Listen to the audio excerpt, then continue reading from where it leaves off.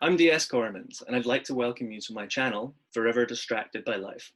Hashtag Fody by Life. On Saturday, 27th of June at 2 p.m, I sat down at my desk to take part in my second poetry marathon. The Poetry Marathon, for those who aren't aware, is an annual event created and run by Caitlin Jans Thompson and Jacob Jans since 2011. The event rules are simple. Each poet must write 24 unique and original poems, posting one per hour on the Poetry Marathon website. Each hour, poets are offered a new prompt to inspire those who need to be inspired. But the use of these prompts is not a mandatory part of the marathon, though many choose to use them to increase the challenge of the marathon, as if it needs to be harder. Caitlin and Jacob are both writers, editors, and parents. I don't know how they do it all, and are based in Toronto, Canada. But that doesn't stop hundreds of poets from around the world each year taking part.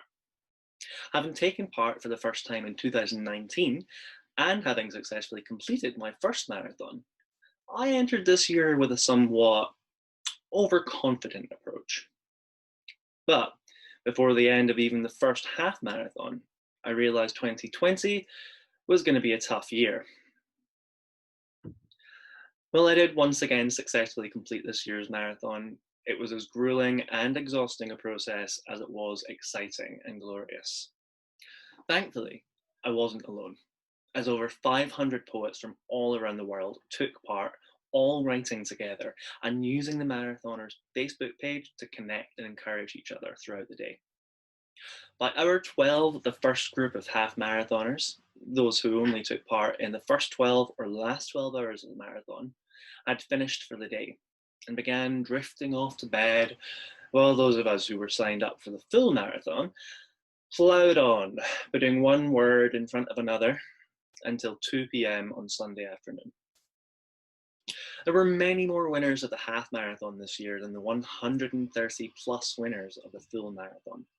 Caitlin and Jacob among those who completed the first 12 hours. Another half marathon success came from my friend and occasional writing partner, David Hennessey, who took part in his first marathon this year. At hour 12, David had successfully completed his challenge and was able to head to bed just after 2 a.m, while I kept running, out of ink at least, for another 12 hours. As David finished, I had the great idea of inviting him to do an exit interview to get his insight into his first poetry marathon experience. Running on adrenaline of the first half marathon and the halfway mark of the marathon, I was certain that this was a great idea and a great time to host an interview. At approximately 2:30 p.m. on Sunday, David sat down with me to discuss his experience, and naturally, having been awake for 24 hours, I forgot to press record and missed the first 5 minutes of his interview. Despite this false start, David was an awesome interviewee, and not only shared his experiences of poetic techniques, styles, and his marathon challenge, but he also gave me an exclusive performance of one of his 12 newest poems. This is my interview with David. Yeah, so tell me initially a little bit more about yourself and the work that you have done so far. Okay, well, as my name's David Hennessey. I am 27. I've been I was living in Glasgow at the moment. I am now back at my parents' house in the lonely parts of Dumfries and Galloway. You know, COVID. What a wonderful environment it is. I'm remembering why I moved out, but never mind. Yeah, so I've always been interested in writing, but I've never it took me a long time before I realized it was something that I really wanted to do. Most of my stuff has been, I've always wanted to write the novel. I think everyone goes into writing thinking I'm going to write my fantasy novel or whatever, and I'm going to make a load of money doing that. I first got into poetry, essentially because I'm cheap. One year I suddenly realized that this was when I wasn't working. For a number of health reasons, I had to drop out of university and work, and I was recovering from a transplant. So I was at home with my family, and I suddenly realized that I had bought nothing for Mother's Day. And I didn't have, I'd say I didn't have the money. I was too lazy to go and get something for my mum, because I'm a terrible son. But I knew my brother had bought her something nice because he'd been working for a fair bit of time.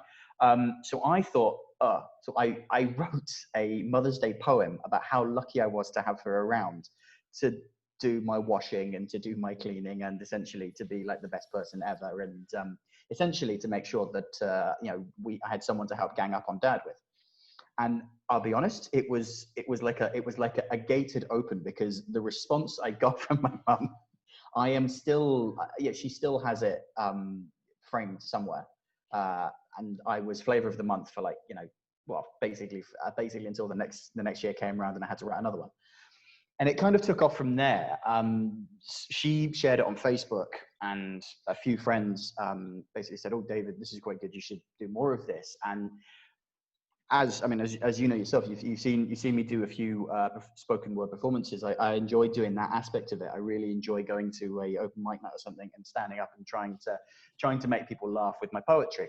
It's kind of where I go. I'm trying at the moment to spread out a little bit more, to try a little bit, a few different things.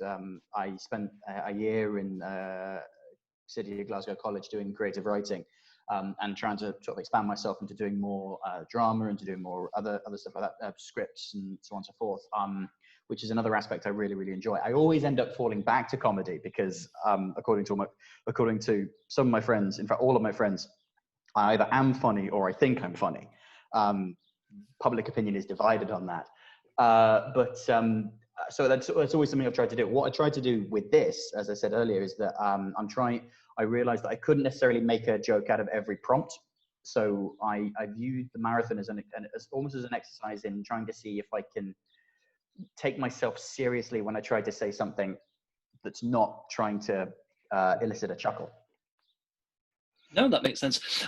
We touched on this point last night, and I'm sure I'll have it recorded somewhere, but I now have a 24-hour video to try and edit at some point. So I'll ask these questions again. It's probably the easier way of doing it. We talked a little bit about the idea that, and again, you are, from my experience of your work, a performance poet, by I would say primarily that seems to be how you present your work. And how did you feel being in a situation where you were being entirely judged isn't the right word, but critiqued on page poetry, which, when it's something that we spoke about this last night, have lesser control of? It was, I think that there's definitely an element of, every writer has that inner critic who's constantly going, "Why are you doing this? It's terrible. You're awful. Why are you bothering? It's complete." And it was definitely. I noticed at the very beginning that I was constantly going back to my poems and seeing who'd commented, and there wasn't a massive amount. Because obviously, there's a massive amount of stuff out there, and I'll be honest, because I'd kind of come in a bit late, I hadn't really set up everything to Natalie, but it got to the point where I realized, as I said, I was doing this mainly for me, but there was definitely an element of I was definitely more critical of the work, because I knew it was going to be. Because I knew it wasn't the standard stuff that I would do. I was looking at it going almost with the same eyes. I was just going, okay, well, no, if I read this out, people wouldn't enjoy it. It's not what I'm used to. And also the problem is when I try to make a serious point, I tend to. This is a personal failing. I don't think that people should take me seriously. So even when I'm trying to make a serious point, I'm sitting there going, well, they won't, because it's me who's saying it. So. There were a few pieces I did last night, which were, which I genuinely, felt quite, there was some genuine emotion behind it, and no one is more surprised than myself. But it's something that I was looking at and going, I don't know if this is something that I would normally share, but I think it's good that I was doing it. I was putting it out there, and it's definitely stuff that I would consider, maybe not necessarily for performance, but actually, I wouldn't say no to it. But definitely something that I want to experiment, trying to get stuff out in print and seeing if the page format kind of works for my material. Not necessarily for the comedy, because I feel like for a joke you generally have to be there for it. But I feel like this has definitely been a sort of eye opener into what I can achieve, rather than just making people laugh. Fantastic. I'm so glad that you were able to take that from it. I personally took away from last year, that same sort of. I just felt much more accomplished. But I'm so glad that you have gotten that same sort of feeling from that. I'm actually going to talk a little bit more It's a then. marvelous. I was just going to say it's a marvelous thing for that. I think it's probably the same for a lot of people who try it first time around. They feel, oh, actually no, that I can achieve something. I think also it's fantastic because it makes you really appreciate sleep. I have realized that. I don't think I've ever felt, okay, no, when I finally realized, okay, I can't do this anymore, and finally put myself off to sleep. I don't think my head's hit the pillow after I've fallen asleep before, which I think is amazing. I mean, obviously I haven't been to bed yet. I had already been up for quite some time before the marathon started, so I think I'm approaching sort of hour 30, 32 being awake at the moment, so it's been some time, I think that adrenaline that kind of just keeps you going, especially those last 2 hours. I imagine you probably got that sort of feeling even at the end of the half marathon, just coming towards that sort of culmination of kind of like a day's work. Tell me a little bit about your marathon experience then. Had you written to prompts before? Outside of college, no. So at college, obviously, there's a few occasions where they give you, okay, write something on this. So there was a couple of pieces that I have done beforehand. One that springs to mind, I think it's the only one that I can really remember that I'd ever be willing to talk about, because the other ones I think essentially were fairly, not necessarily offensive, but I don't particularly feel like I should share them with the wider public. I'm ashamed of them, and that shows how bad it is. But there was one where I think we were supposed to select an animal or some sort of creature, and we had to write something from its perspective. And it was a strange one where I took it from the perspective of, I think it was talking about an ant, and it was an individual ant in a colony, and it was basically going almost sort of screaming about how difficult it is to be an individual when you're in a sort of structure like that is geared towards, oh wait, no, it's all about the society. And I suppose there's a number of different ways it can be taken. And I wrote it thinking a particular way, but I feel that it's one of those ones, I think with all sort of writing, is that people can look at it and take it in whatever the way they want, which I think was quite, my brother definitely took it in a particular way. My parents took it in a particular way. None of it was 100% the same. I think it's a great thing about poetry, but doing it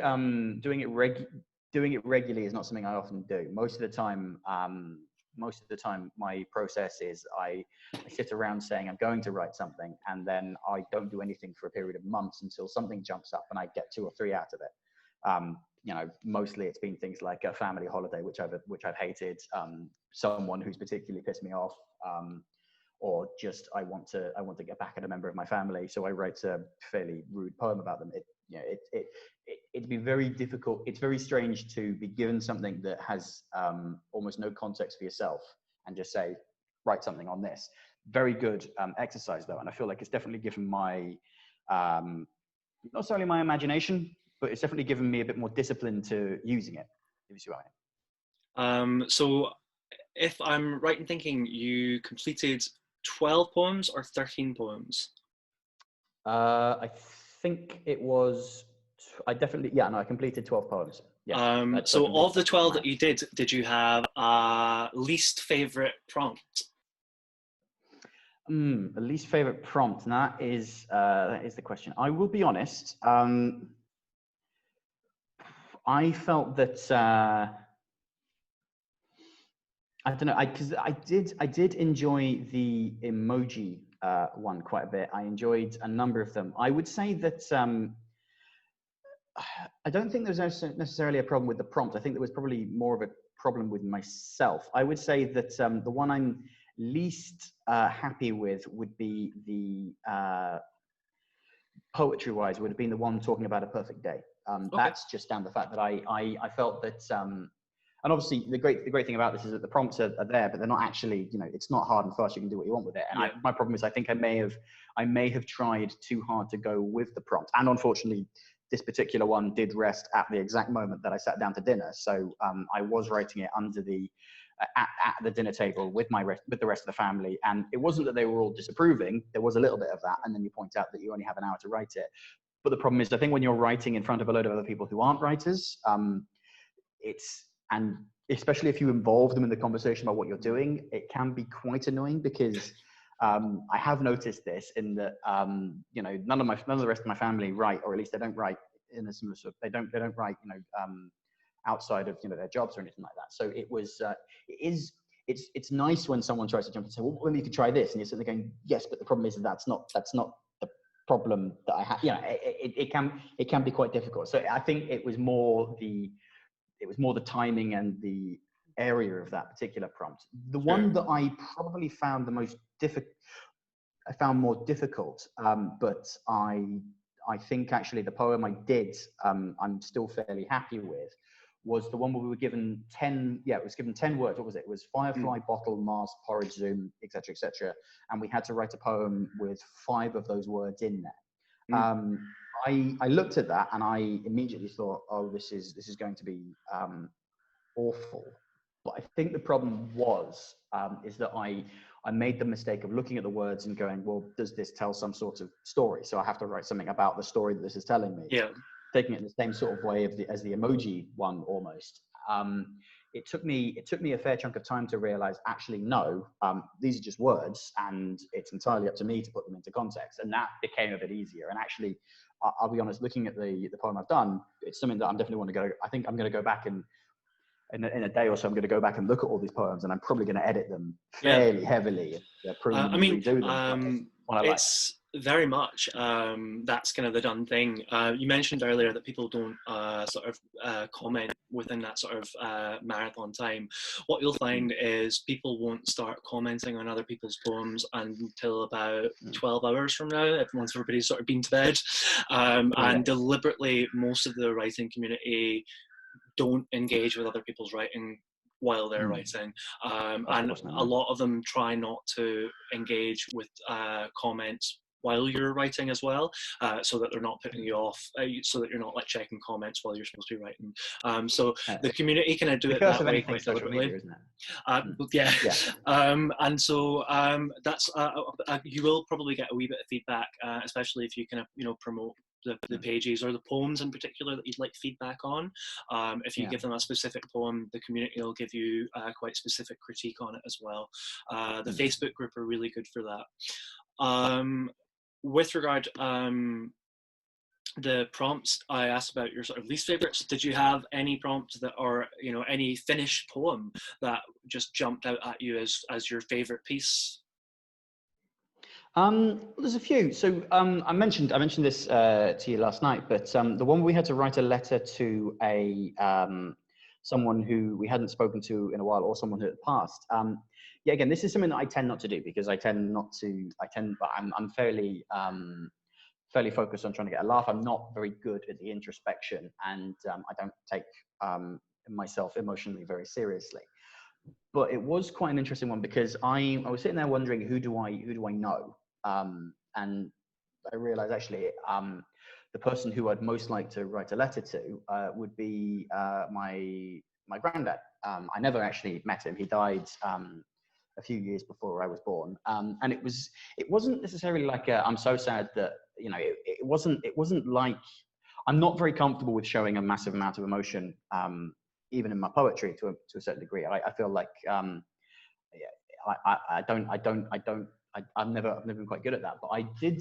It was almost sort of like it's a shame I never got to meet you, if you know what I mean. It was, and I liked writing that one, and I made a slight mistake in that not a mistake. I showed it to my dad. He had a look at it, and it was quite a different experience, I think, for both of us, because obviously he views my poetry as something to have a bit of a joke about, and same with myself. So it was interesting to see an emotional connection with the poetry, which it's something that it's nice to see, but I'm also very wary of that. Unfortunately, I'm aware floodgates may open. I think it's a wonderful part of the expressive nature of poetry.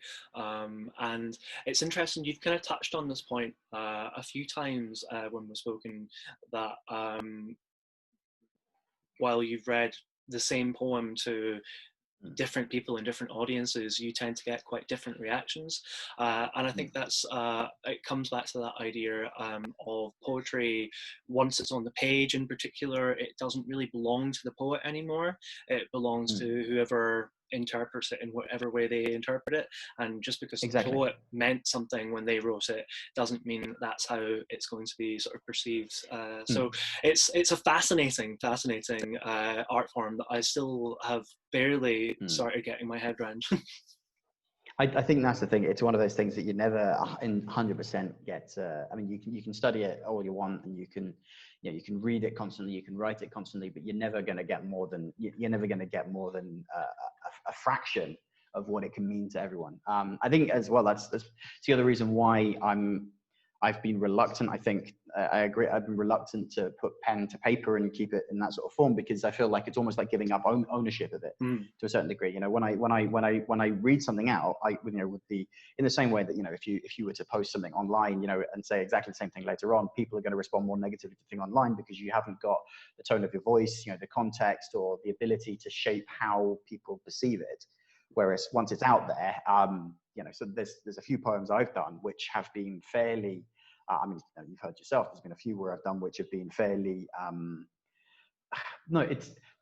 some people could easily mistake them as, for example, an attack on my members of my family for being part of the LGBT community. It's nothing to do with that. The whole point of the poem is that is to say not that they're prejudiced against myself because I'm not a member of that community. It's to say it's to point out the ridiculousness of prejudice. But that's something that only comes across, I feel, if it's taken in that way. And I feel that it's just an entertaining thing, and it's about giving up ownership of my my material almost to the sort of wider community, and saying, take of it what you will. And it's something that I feel that a new writer especially, which I still very much count myself as, has to learn to adapt to. You have to realize that once it's done, it's your creation, but it's not really yours anymore. Yeah. I suppose it's a comparison that one could make is it's a bit like having a child. You can give life to a human, but you can't really do any more than guide them. You can't sort of live that life for them. You have to let them learn and grow and make their own mistakes. To be honest, I let his mother deal with that. I'm not.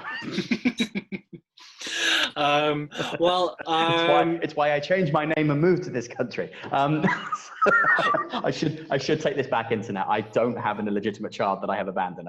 That is just an in joke that I'm constantly I'm a terrible. Oh God, what have I done? What's worse is I didn't intend to edit this interview at all. I was just going to put it up as is. I might have to go back to the birdsong idea. Yeah, no, I am not going to come off well in this, but never mind. Well, I had one sort of last question about just obviously your kind of, when you went into it, or going into poetry writing, do you have any sort of poets or inspiring figures that you kind of feel have sort of helped shape your poetic voice? I do, and this is something that he is a hero of mine, because I met him when I was quite young. People may have heard of a man named Colin McNaughton, and he wrote children's poems. That was what he did. He writes. It's a similar thing to what I do, which is he takes ridiculous situations and he writes about them. So it's very sort of child friendly. He came to my primary school when I was really, really young, and he's got these great illustrations and everything else, and he read some poetry to us. It wasn't something that immediately set me up for saying I want to be a poet. That came much later on, as I said, different influences and whatever.